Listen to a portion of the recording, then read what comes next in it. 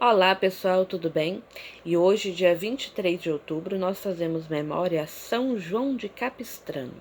São João de Capistrano nasceu em 1386 na Itália e ele era dotado de privilegiados e belos dons.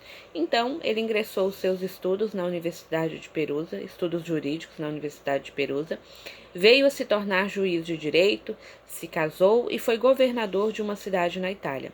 E durante o seu exercício profissional, exercendo ali seu talento, o seu labor enquanto juiz, por questões de intrigas políticas, ele veio a ser preso. E durante esse tempo na prisão, refletindo sobre a fragilidade da vida, sobre como se dava a felicidade terrena, e após a morte de sua esposa, ele decidiu então entrar para a ordem religiosa. Ele vendeu todos os seus bens para pagar o resgate de sua missão, sua liberdade, e deu o resto aos pobres, assim como fez São Francisco de Assis.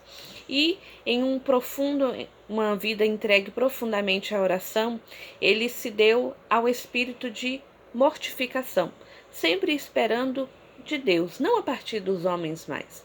E justamente por sua competência, por tudo aquilo que ele já havia estudado, por ser muito diplomático, ele sempre foi encaminhado por vários pontífices, 4 especificamente, que é o caso de Calixto III, o Eugênio IV, o Nicolau V e Martinho V, a missões diplomáticas, onde se precisava muito ouvir o povo, onde sempre ele foi dotado de ser mediador, justamente no sentido de que ouvia muito, ouvia profundamente, para depois tirar as suas próprias conclusões, para saber realmente a medida das palavras, como lidar com situações diplomáticas.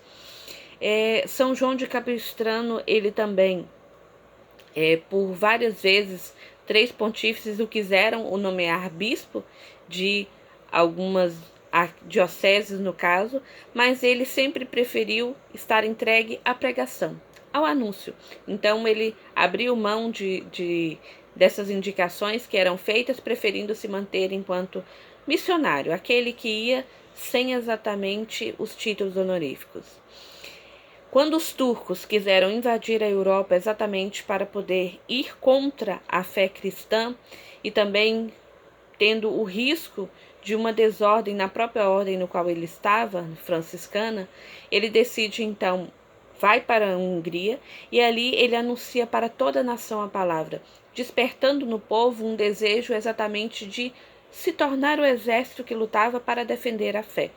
E conta-se que então os turcos, eles invadiram, vieram com canhões, com navios armados até os dentes, que quando o povo viu aquilo, o povo ficou com medo e pensou em recuar. Mas São João de Capistrano estava à frente deles, tendo como arma um crucifixo e os incentivando e falando para eles sobre a presença de Deus. E conta-se que esse exército que estava armado até os dentes, acabou que ele não venceu justamente o exército dos crentes, como foi chamado. Ele veio a morrer aos 71 anos de idade, mas deixou um legado exatamente de renúncia de si mesmo. Aquilo que Paulo nos traz lá na carta, de que tudo aquilo que a gente considerava como riqueza, agora é lixo. Agora não vale mais nada, porque a nossa fé, a nossa esperança está em nosso Senhor Jesus Cristo. E diante daquele exército, quando aquele homem que viu um exército mais numeroso, armado até os dentes, ele segue à frente dos combatentes exatamente com um crucifixo. A defesa era pelo cristianismo, a defesa era pela fé e confiando no Senhor, não nos homens exatamente que ali estavam. E ele nos ensina exatamente quantas e quantas lutas, praticamente aos olhos humanos, são consideradas já perdidas em nossas vidas. Quantas e quantas vezes o inimigo, entre aspas, que a gente tem, porque a maioria das nossas lutas não são contra homens de carne e de sangue, mas são contra as insídias do mal, mas a gente não está tão habituado a parar e olhar com os olhos espirituais para ver tudo isso. E a gente esquece que o Senhor está ao nosso lado. Assim como o Senhor esteve com Eliseu, esteve com Elias, assim como o Senhor esteve com Moisés, quando Moisés estava com a mão estendida e o povo vencia, e aí quando seus braços cansaram, foi preciso que 2 vieram e segurassem os seus braços para que continuasse vencendo. É tudo pela graça do Senhor, que realmente está ao nosso lado, que luta com aqueles que o buscam, com aqueles que perseveram, com aqueles que confiam nele.